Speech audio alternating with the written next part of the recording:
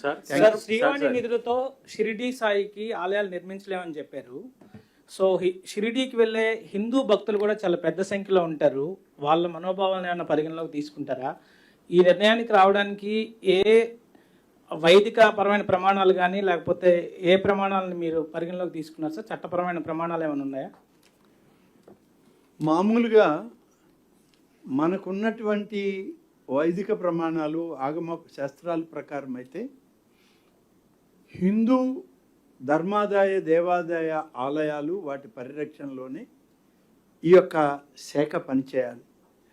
షిర్డీ సాయి భక్తులు కూడా హిందువులు ఉన్నారు, ఇతర మతస్థులు ఉన్నారు. సమాజంలో అనేక మంది షిర్డీ సాయి భక్తులు సేవకులుగా ఉన్నారు. కాబట్టి మొదటి నుంచి పౌరాణిక శాస్త్రాలు మన పురాణ గ్రంథాల్లో చూస్తే షిర్డీ సాయి ఆనాడు ఈ యొక్క పౌరాణిక హిందూ ధర్మశాస్త్రాల్లో లేరు. ఉన్నటువంటి వారిని పరిరక్షించడానికి ఆగమ శాస్త్రాలు వైదిక శాస్త్రాల ఆలోచన ప్రకారమే మనం ఈనాడు వాటిని వృద్ధి చేయడానికి సనాతన ధర్మాన్ని కాపాడడానికి పనిచేస్తున్నాం. షిర్డీ సాయి ఆలయాలు ఎక్కడ ఏర్పడినా మీరు అన్నట్లు హిందువులు ఉన్నారు, అనేక మతస్థులు ఉన్నారు.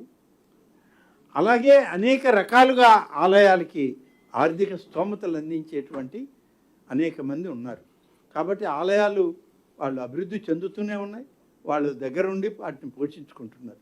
కాబట్టి హిందూ ఆలయాలకు చెందినటువంటి ఈ నిధులని హిందూ రక్షణ ఆలయాలకు మాత్రమే మనం ఖర్చు చేయాలి. ఇదే సాంప్రదాయం మిగతా కొన్ని సాంప్రదాయాలకి వర్గీకరించే అవకాశం ఉంటుందా సార్? మిగతా ఇట్లాంటి ఈరోజు షిరిడి అయింది, కొంతమంది కొంత ఆందోళన ఉండొచ్చు, మరికొన్ని దేవాలయాలకి ఈ సాంప్రదాయాలను ఏమన్నా ఎక్స్టెండ్ చేసే అవకాశం ఉందా? అంటే మీరు స్పెసిఫిక్గా అడగండి. కొంతమంది అని అంటే మీరు దేని గురించి అడుగుతున్నారు నాకు కూడా తెలియాలి కదా. షిర్డీ సాయిది అయితే నేను చెప్పాను, దీనిలో ఇబ్బంది ఏం లేదు, ఉన్న వాస్తవాలను చెప్పాం. షిర్డీ సాయి ఆలయాల్లో ఇవి ఆలయాలు అన్నీ కూడా హైందవ శాస్త్ర ప్రమాణాల ప్రకారం వైదిక కార్యక్రమాలు జరపబడవు. అందుకని అవి మా పరిధిలో లేవు.